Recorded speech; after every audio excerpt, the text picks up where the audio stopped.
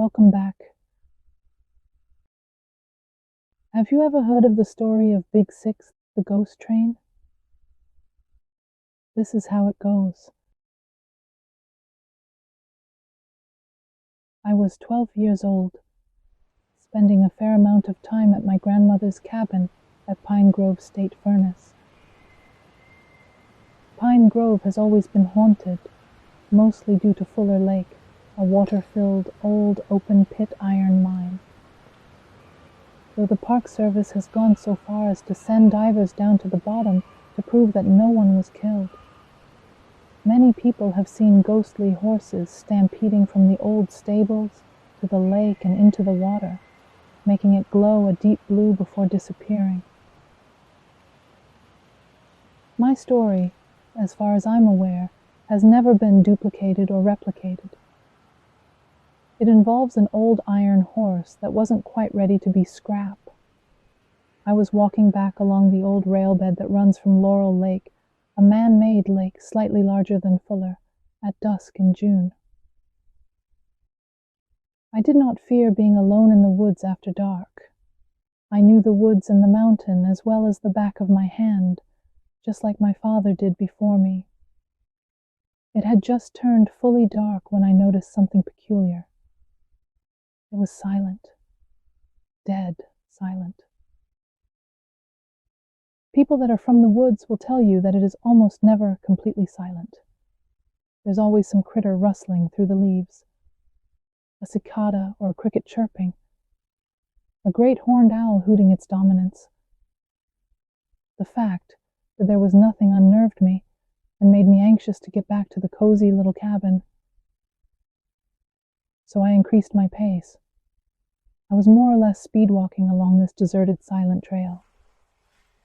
The only sound I heard was my sneakers crunching on the cinders. Tall pine trees on both sides of the trail cast shadows down on me, making it difficult to see. I was just reflecting on how dark it was when I heard a sound I will never forget for as long as I live. The long, lonesome wail of a steam whistle. I recognized it from a trip to the Strasbourg Railway when I was younger. Nothing in the woods could replicate that sound. The hairs on the back of my neck stood up, and I looked around. The place was as empty as a church on Monday.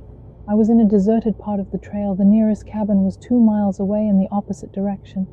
I simply told myself that my mind was playing tricks on me and kept walking. Then I heard it again, and it was getting closer. A faint light appeared behind me, so faint that it was barely recognizable as a light source. I told myself that it was swamp gas. It is quite a marshy area around the trail, and that my mind was continuing to pull sound out of nothing to make up for the silence.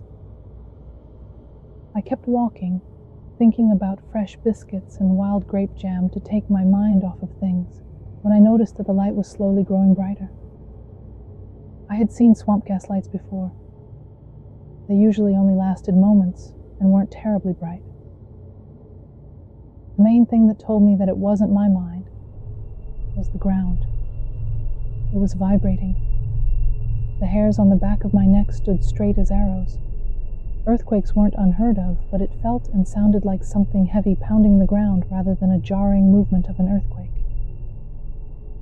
I was properly scared, thinking about wendigos and other supernatural monsters that lived in the woods. I stepped off the trail and crouched down by a thick pine tree, waiting for whatever it was to go by and let me go on with my business. I became aware of a slow snorting sound, making me again think of the giant 80-foot wendigos that turn people into cannibals with their touch. I also realized that the light was growing brighter and the rumbling of the ground was slowing down. It came around a long sweeping curve at a crawl, slowing to a stop in front of me. It was a Big Six, a 210-2 Baltimore and Ohio operated locomotive number 6666. It hissed to a stop, its giant driving wheels resting on the bare cinders. It was shrouded in a light blue mist of steam and wore a deep black coat of paint that seemed to suck all available light into it except the bright light of the front spotlight. The steam mist, when it hit me, turned cold. I bit hard on my knuckles, trying to control myself. 2 blue lights were in its cab, as if on cue. One hopped down and crouched in the bushes for a moment. I heard a sound of stressed steel and a clack. An invisible switch had been thrown by the ghost fireman. The blue light then took the opportunity to walk slowly around his 91-foot-long, evil-looking locomotive before casually climbing back up the ladder into the cab. I then saw the firebox open, and I heard such a scream, the kind of scream you'd never want to hear again, the sound of someone being roasted alive. Almost as quickly as it had opened, the firebox door shut with a clang, and then a long, soulfully sad song of the whistle chimed again.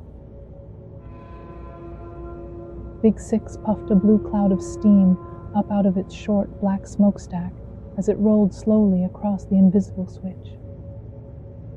It took a sharp, almost 90-degree turn, much too sharp for any real locomotive, and puffed away into the woods. The whole encounter lasted probably no more than 4 or 5 minutes, but believe me, I had seen more than enough.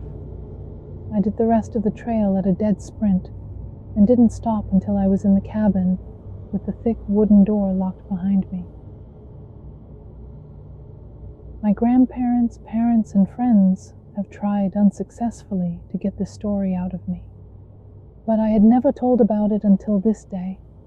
The story about how I had seen one of the scrapped Big Sixes that burned people for fuel.